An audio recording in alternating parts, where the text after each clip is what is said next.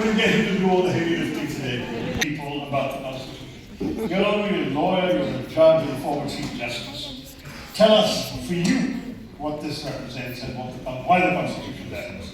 Actually, the size of the book has something to do with the fact that I was a judge when many of these thoughts were born. If I had a little more time, the book could have been shorter. Well, the reason why I thought of writing this and putting together this compilation was that when you write a judgment, you speak to the facts of that case, to the parties for whom you're deciding that case. They're in dispute and you decide the case. And that constrains not your imagination, but the range of the areas which you can cover. And through my tenure as a judge of the Supreme Court, I spoke extensively with universities, civil society, fora, different kinds of audiences.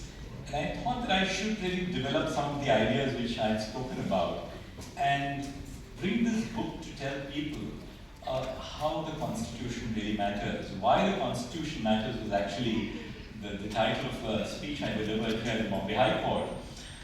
But then I thought that it's a good title to sort of indicate to people, what does the Constitution really do for you? And why is it that it has made such a critical difference to our society and to our lives? In very simple terms. Bereft of legalese and bereft of all the Latin phrases. So in simple terms.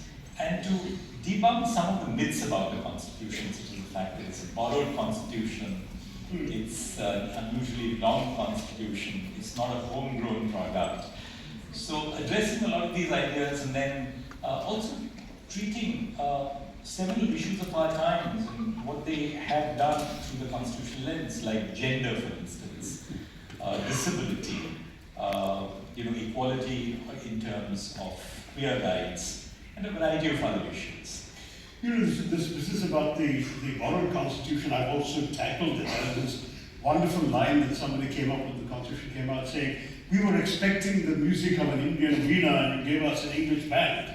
And that wasn't an RSS guy, that was a Constitution who said that. So there was already that criticism at the time. How did you respond to it? I'm sorry, I haven't read Dhananjay's book because I've literally got it now. But I'm just curious, how did you tackle that question of whether it was sufficiently homegrown or not? Well, when it began, we had the Government of India Act of 1935. Right. It gave us a blueprint for governance, not a blueprint for democracy.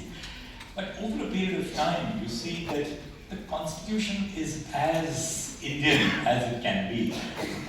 There are a few ideas which, of course, are taken from the United States, the Bill of Rights from the United States, we have a chapter on fundamental rights, but then recognizing 22 Indian languages. The sixth schedule, the schedules for the areas which were still to develop at the birth of the Constitution. And then in terms of just the breadth of the Constitution, things which were left unsaid at the birth of the Constitution, and which were then said in the dialogue of citizens with the Constitution.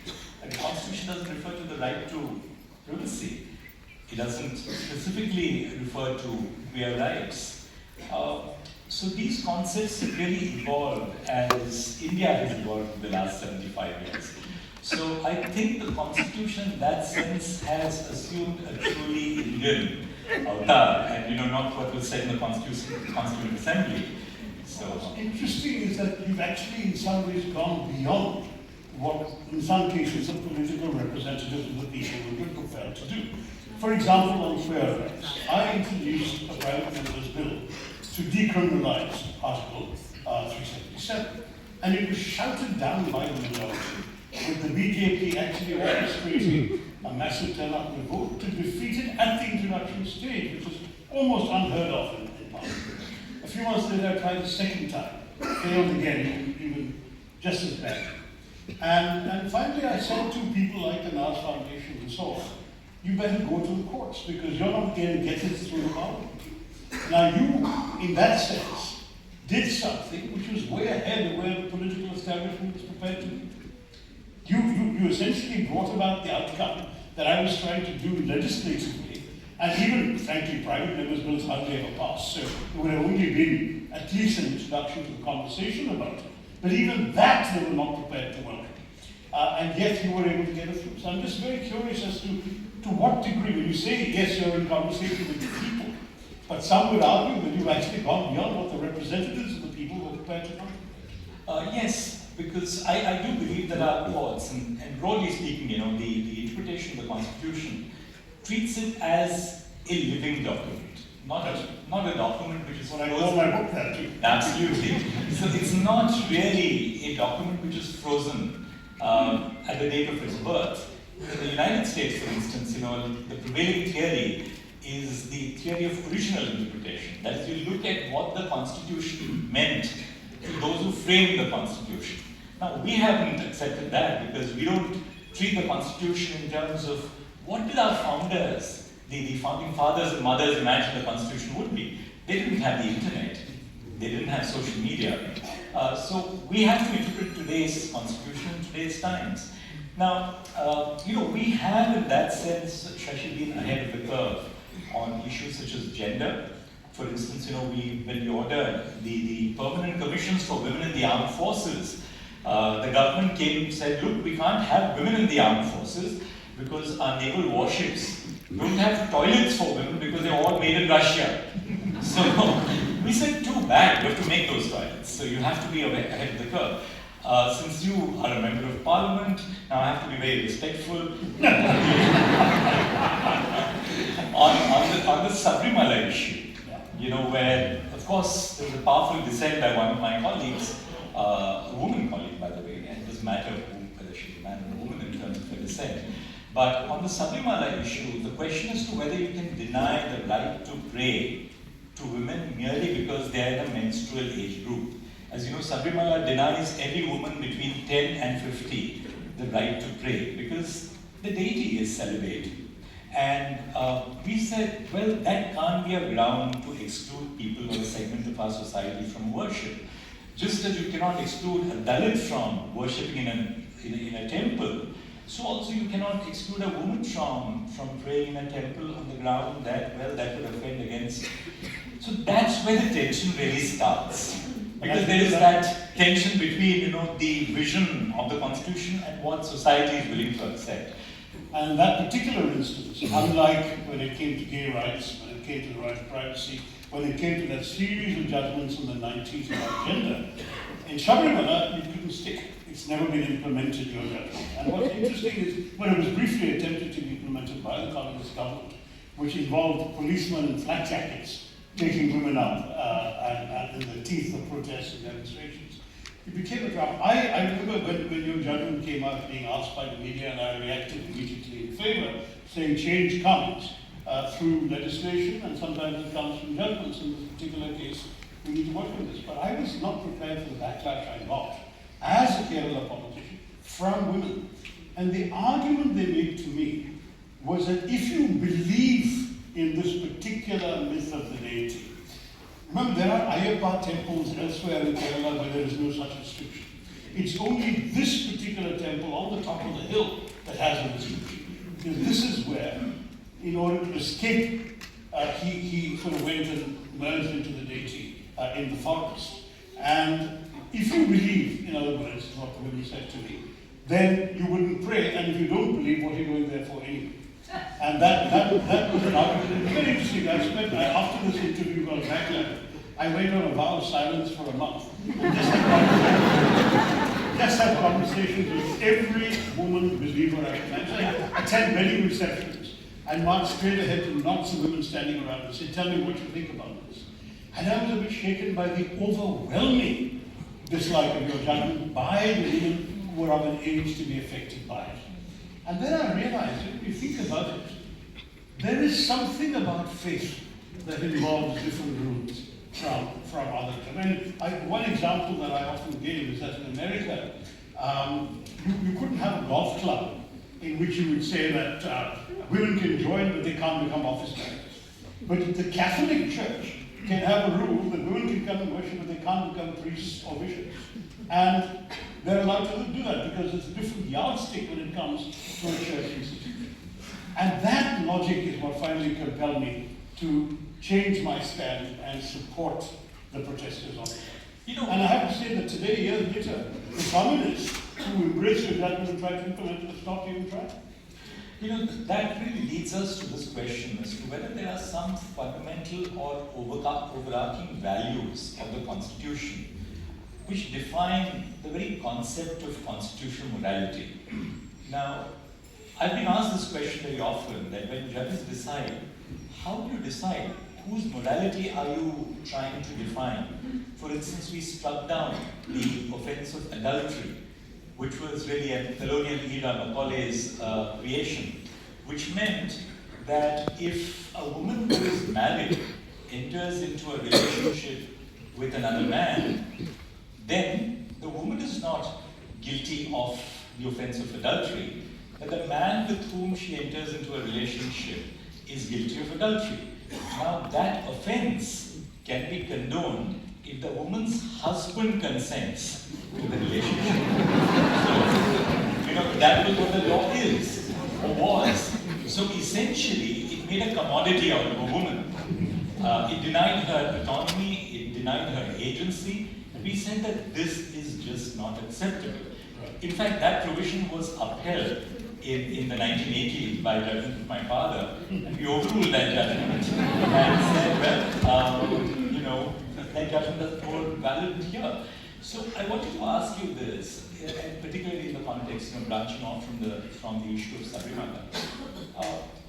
Can we, in that sense, evolve a notion of constitutional morality?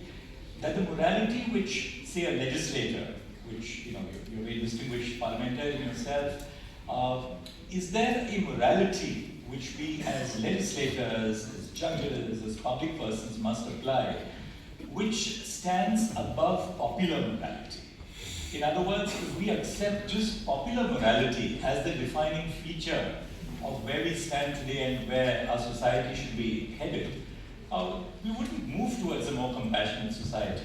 I think you made a valid point. I mean, to begin with, constitutional morality was introduced into our national conversation by Dr. Ambedkar, who resurrected it from a rather obscure essay by Grote, and started talking about why it wasn't enough just to have a constitution, that we needed constitutional morality, and he added that it will need to be instilled in the people because it won't naturally come to us. We'll have to, and constitutional morality became that whole set of values and principles and so on, which inhere in the spirit of the Constitution.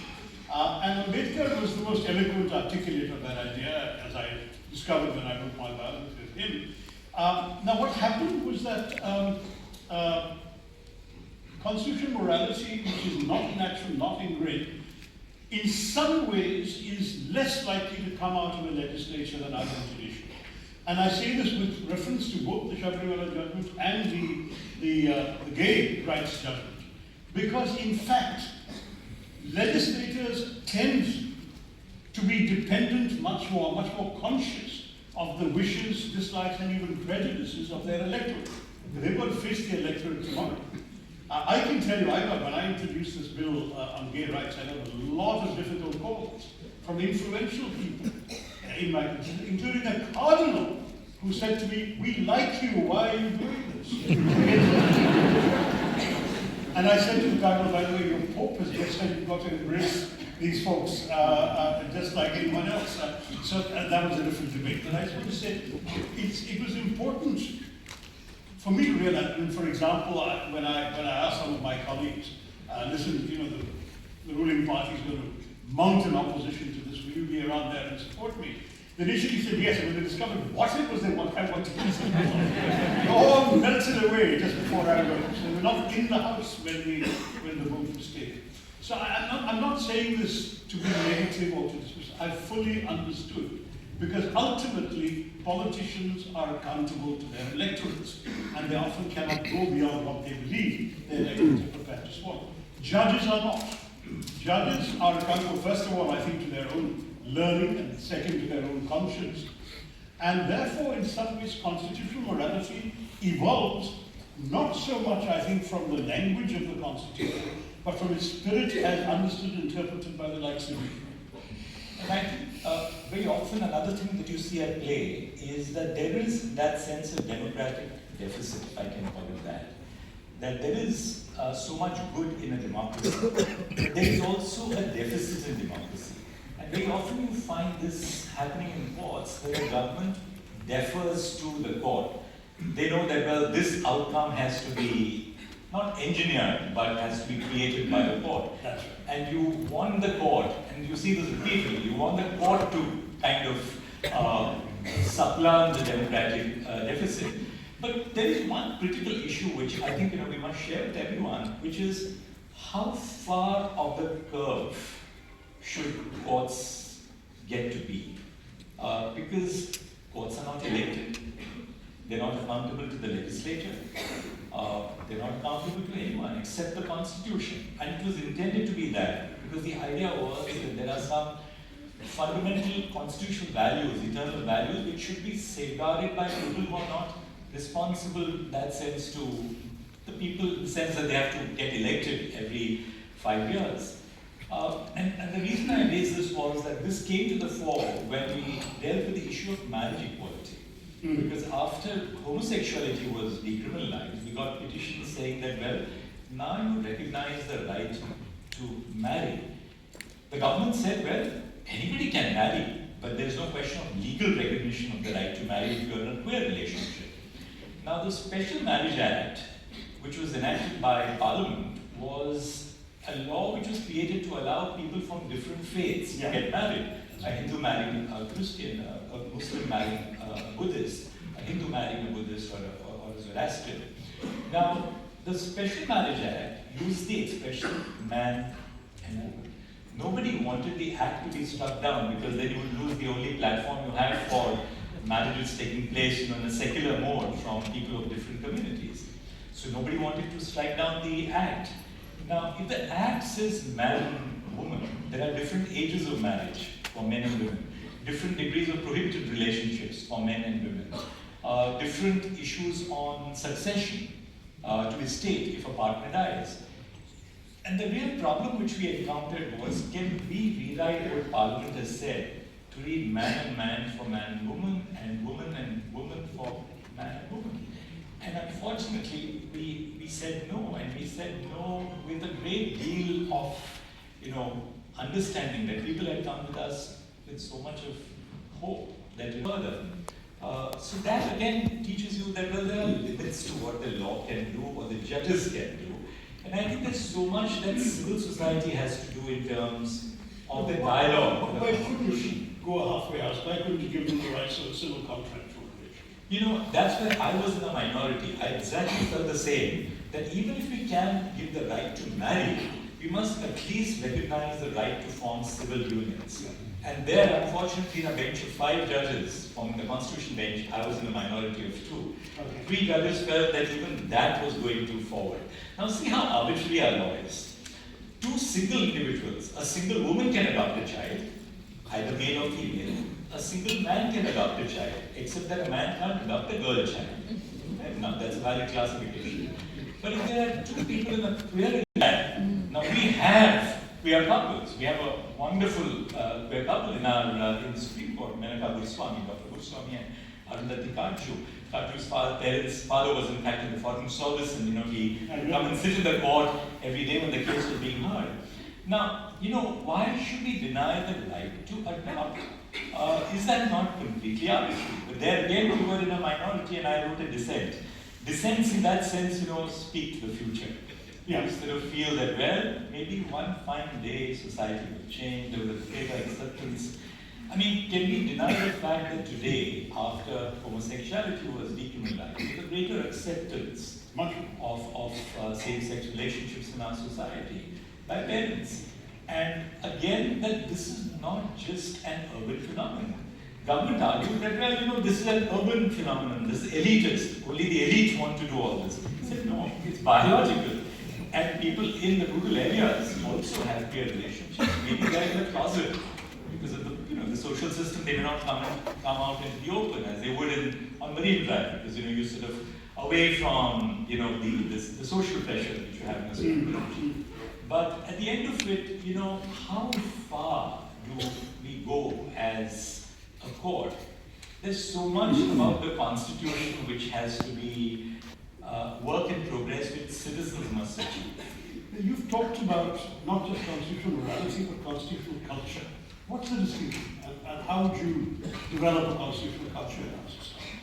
Constitutional culture really is not just about rights, but it's also about duties.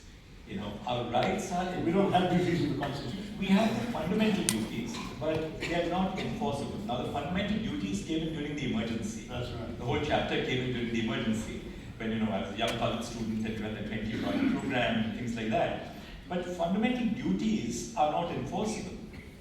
Constitutional culture is all about not just recognizing your rights, but understanding that there are other people in society, and why just other human beings. That in on planet Earth, there are other elements of this earth which we have to respect. Mm-hmm. The environment, we hold it in trust for the future. We can't develop everything for now and leave nothing for posterity. Mm-hmm. So constitutional culture is all about really a state of mind where we understand that we live together as a community. And from that perspective, Shashi, I think our constitution is very different from, say, the American Constitution. Because our constitution recognizes that we are essentially a pluralistic, inclusive society. And that's the hallmark of India. A society, a nation with multiple languages, multiple faiths, the caste, the diversities of region. So very, very different from, say, a constitution on the continent, or for that matter, the Constitution of the United States. Mm-hmm. And our constitution therefore recognizes this broad, if I may say, the community aspects. But that's an interesting thing, because under the British, of course, we actually had the recognition of Indians as a collection of communities. And they had every notion was that you had communal electorates, you had criminal tribes, you had all sorts of classes. We had a rectangular tournament here of these, the Parsi Gymkhana, the Islam Gymkhana, and the Hindu Gymkhana.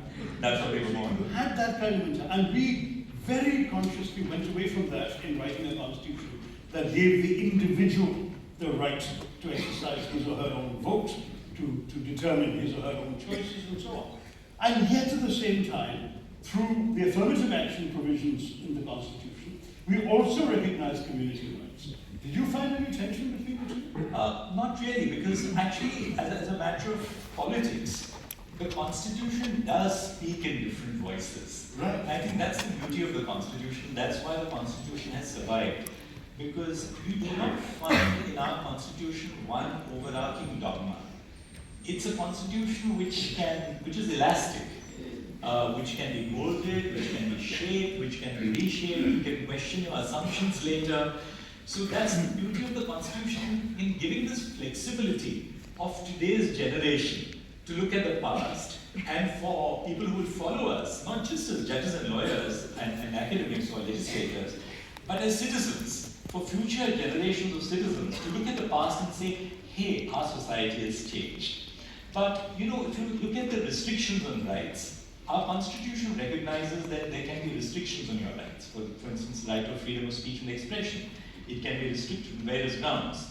So the restrictions also tend to recognize that individual rights can, in that sense, be modulated to subserve a wider societal purpose.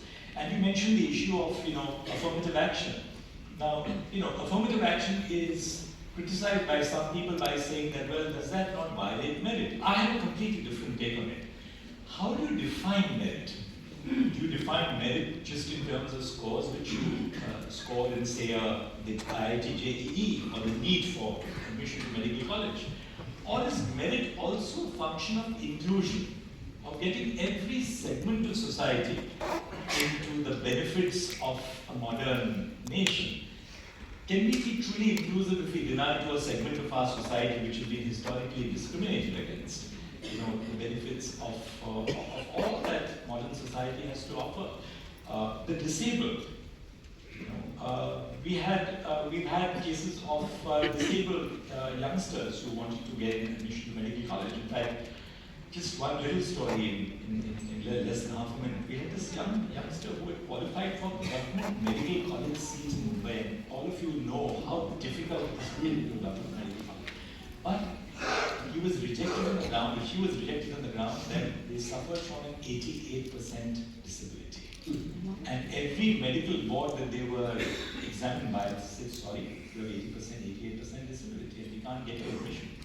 So we had this young student examined by a disabled doctor, a psychiatrist who himself suffers from disability. He said, if you make reasonable accommodation for this youngster, the youngster can be part of the medical profession just as I am. And we gave admission to that young student. You know, and after I retired, I got a email from. So, you know, merit as well, and we come back to the affirmative action issue.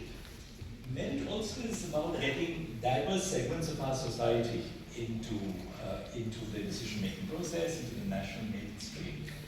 And you know, otherwise what happens is people with cultural capital, social capital, even the language which we are speaking today, English, is very different from what someone in the rural area speaks. And that's something which I learned when I went from Mumbai, the global cosmopolitan metropolis, to Allahabad, where I spent 3 years, and realized that the heartland of India is so different from, you know, our life in this city, isn't it?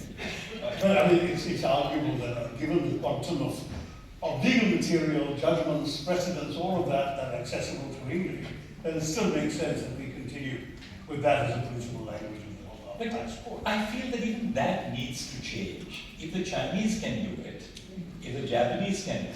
The Chinese don't have the same sort of standards of justice as we do. But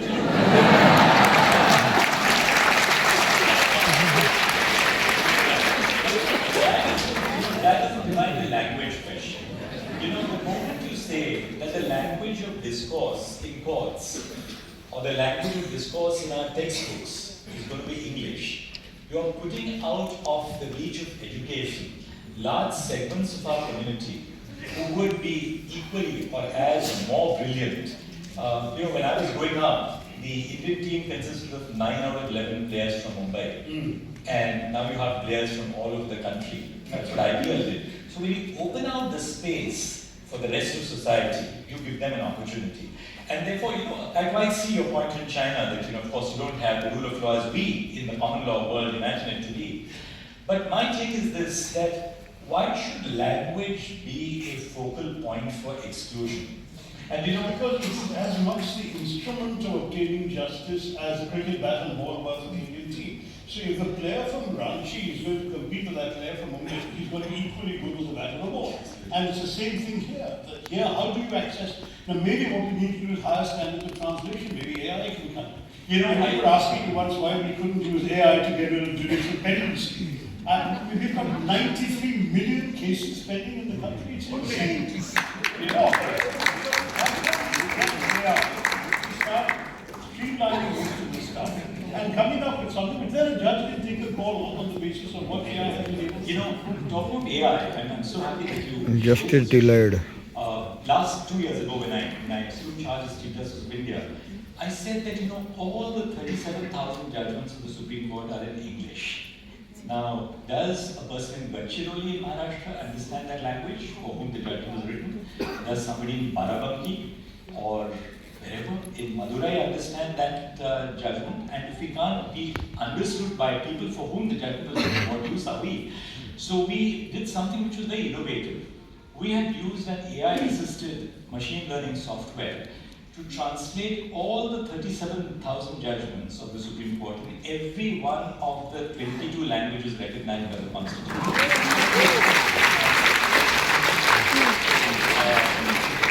Of course, there are sometimes it does require a little bit of human intervention.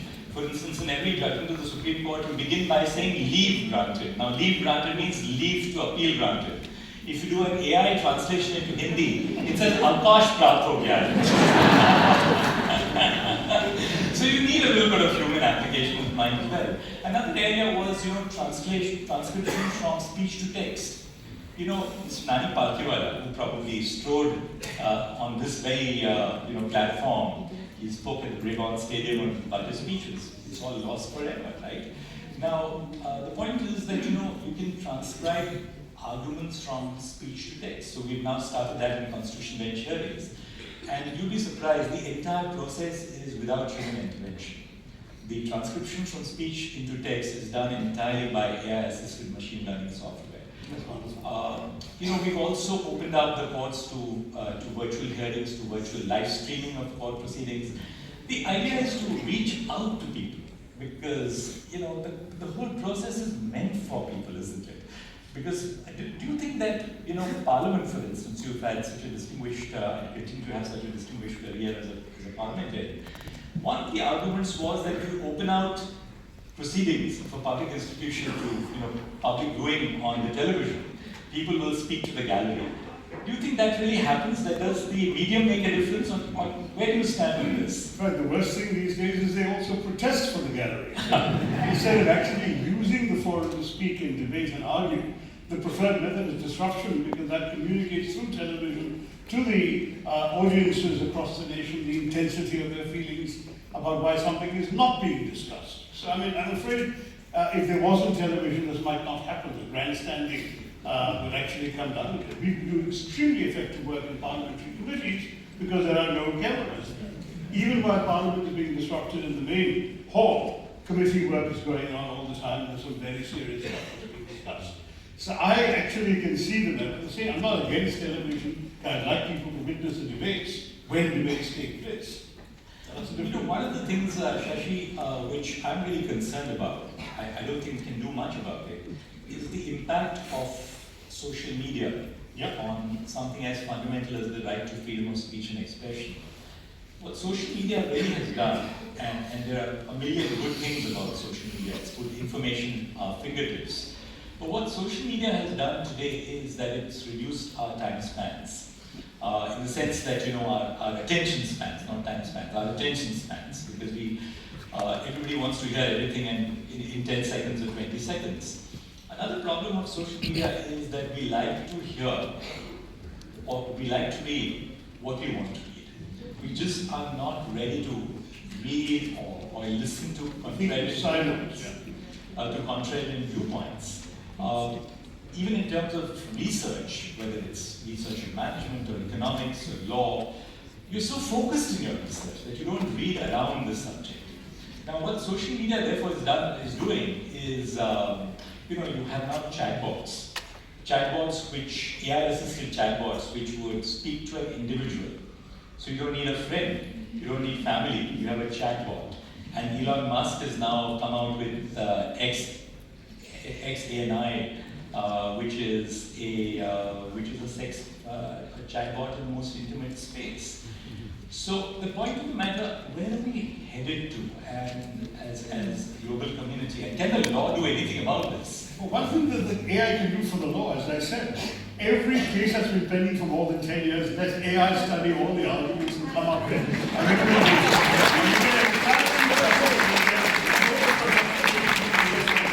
It will simplify the life of so many people. I read about this judgment where where a suit filed in the first decade of the last century was finally settled last December. When the grandchildren of the original plaintiffs finally had to receive the judgment. It's insanity. They never do. And it's actually undermining our credibility. Technology and AI has the ability to read rapidly. An algorithm quantum computing has done that radical change, and you can read literally millions of pages in no time whatsoever. But my take at the end of it, for career in judging, is that there's one thing which AI doesn't have. No empathy. No compassion. But therefore we don't have to move. So have a human judge at the end of the day. Absolutely. And you don't have to have an either-or approach. You don't need an either-or approach. Have judges who will be assisted by modern technology and modern tools. The problem, Shashi, is, and I dare say, the real problem which faces the court system while we have these pending cases is that budgeting and infrastructure is not in the hands of the court. How much money is spent for the courts is determined by the political class, by Parliament, and by the government of the day. And the hard fact is, courts are essentially places which ask too many questions. And so I think as a community we need to create this environment. Look at the amount of, say, defense expenditure. And of course you have to have defense expenditure, the expenditure on education or public health. Of course, each of them are public goods. But why do we put the judiciary in the back seat? You know, for a very long time it was believed that, well, you must have more hospitals, just more electricity, more water, more, primary healthcare centers. Of course, India needs all that. But today, as we are on the cusp, we are now about a $5 trillion economy. Not quite. 4.9, 4 point something. So, My children will cross 28. yeah. So going forward now, the rule of law is critical to develop. Right? Because anybody who is an investor, and we have so many very distinguished members of the business community today in the auditorium, any investor who comes to invest, whether it's domestic or global or foreign, the first thing they want to know is, do you have efficacious dispute resolution mechanism? That's right. Now, the anecdotal part of it, like some case which has remained pending for 100 years, that's anecdotal. Most cases get disposed of in 3 years. I mean, we now have statistics from the National Judicial Data Grid. We've got all these statistics now in the public realm. But at the end of it, the critical part is, unless we as a society realize that courts are critical to this process of the rule of law, and to fostering this broader sense of confidence, we're not going to move, and we still have these cases which... We need more judges and we need more resources. We also need more good trained public prosecutors. Public prosecutors are appointed by governments, and they are generally political appointments. Yeah.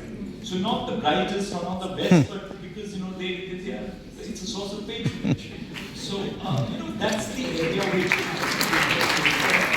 Absolutely. One controversy Dr. Stafford drew was by saying that you prayed before writing a particular judgment. You talked about judges resorting to modern technology. How about judges resorting to very ancient methods of devising?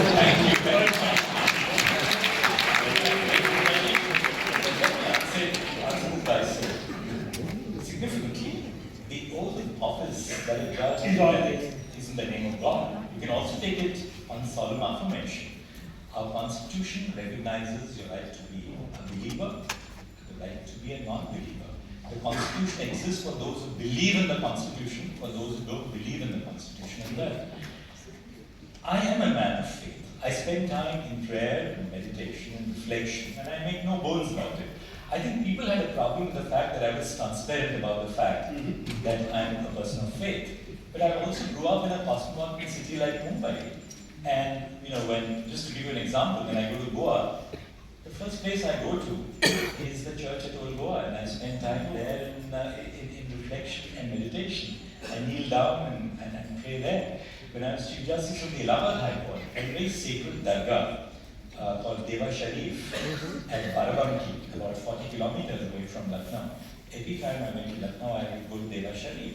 But that's truly the Indian ethos. Absolutely. And the ethos with which we grew up in school in Mumbai, where we regarded everyone's faith as a matter of great sanctity.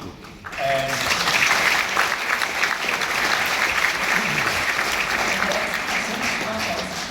a constitution which respects the equality of faiths. So the fact that you pray, there were about 4 steps to access the courtroom of the Chief Justice and about 3 or 4 steps for every other court in the Supreme Court. When we all shared a couple of jokes before we entered the courtroom to just lighten up the atmosphere. When I said, okay, brothers or sister, let's get to the court, I would always say the Naukar mantra between the time we said, okay, let's get to court, which I learned in Mumbai from a Jain colleague. So I just feel that, is that something which is so fundamentally anachronistic? I've had colleagues who've been atheists, but fair enough, it's horses for horses. Some are a believer. If somebody's not a believer, we respect each other. I think we're supposed to open this up to the audience now. Question. Where is the MC who's going to conduct this? We are now open for Q&A. This is your time to ask your question. All right, let's start from here. We have someone there. Can we get the mic there? Question is roasting.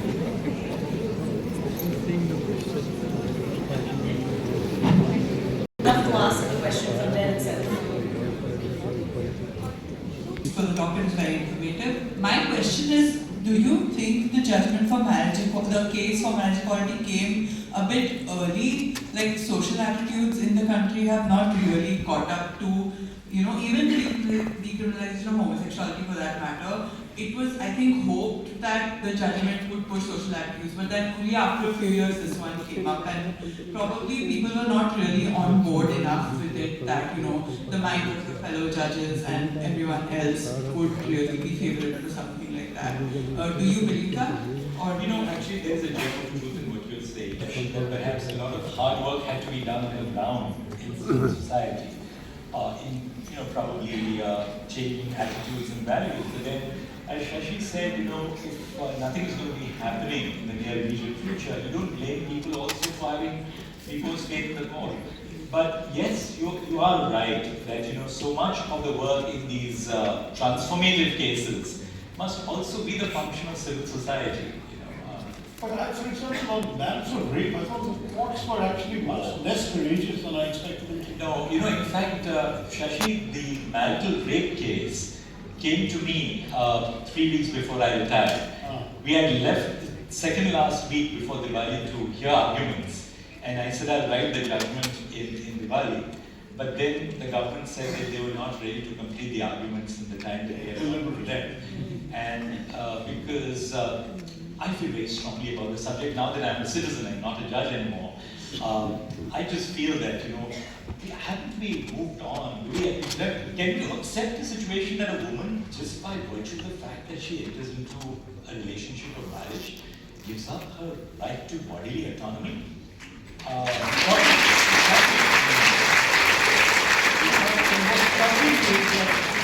Indeed, the government hasn't yet had the courage to do this. I would say it would affect the sanctity of marriage. But what you don't realize is the marital rape is not about marriage or sexual rights. It's about violence. It's about impunity. That is no reason by going off and assaulting their separate wives. It's just shocking. You're absolutely right. It's truly shocking.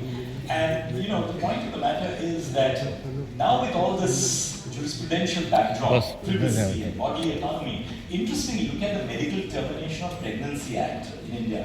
It's one of the most progressive pieces of legislation anywhere in the world, where a woman has an unrestricted right to seek a termination of pregnancy.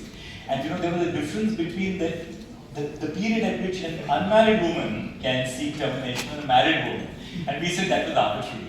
You can't say that a married woman can terminate pregnancy until a later date in the pregnancy and an unmarried woman earlier. So we have equalized the two. So our law is really, in that sense, has some great provisions, but then marital rape is really a lot on a civilized society. We have more eager audiences, I'm sure, to ask questions. Can we get a mic? I have the mic here. Please look up also. Yeah, I have the mic here and I'm asking the question on behalf of my friend Malini Chip, who's here on the wheelchair. I'm about equality, fraternity, justice. And the preceding question was on women.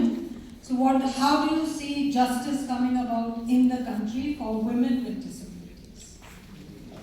That's particular doctrine, which I just tell you the phrase, which is called intersectional discrimination. Intersectional discrimination means discrimination which involves different identities. Here you have the identity based on gender, and you have the identity based on disability. So everything which a woman needs in terms of equal justice is not just sufficient for a woman who has a disability, or for that matter, a man who has a disability. So I think we have the act called the Rights of Persons with Disabilities Act, and that act speaks of the need for reasonable accommodation. The word is reasonable accommodation, and we've spoken about this, this concept of reasonable accommodation at length, which means that society has to take positive steps. For instance, for a woman, you must not just have accessibility, but you must also have, say, toilets which are accessible. You must have sanitary vending machines. More so for a woman, we have 2 daughters, whom we have adopted, both of whom they have conditions of disability. They suffer from, they have Nemaline myopathy. Now, when they went to school, we realized that, the toilets were not just hygienic enough even for a woman. And what to speak of a woman who suffers from a condition of disability? Do you have adequate facilities for accessing the toilet? For a wheelchair to access the toilet? So on and so forth. So there is a step which we have to make first to have equality for gender, and then we have to take steps to ensure that we are truly an equal society for women who suffer from disability. But that conversation has really begun, Shashi. I think that conversation has begun in India, and I think we are far ahead today than we were, say, 5 years ago. Perhaps the last question, the gentleman. I'm sorry, unfortunately, because of paucity of time, we won't be able to take more questions. So much for this thought-provoking conversation. We kindly copies of the books right after the session at the Tata Foyer. Yes, you can get yourself a signed copy. All right, thank you so much, everyone, for joining us.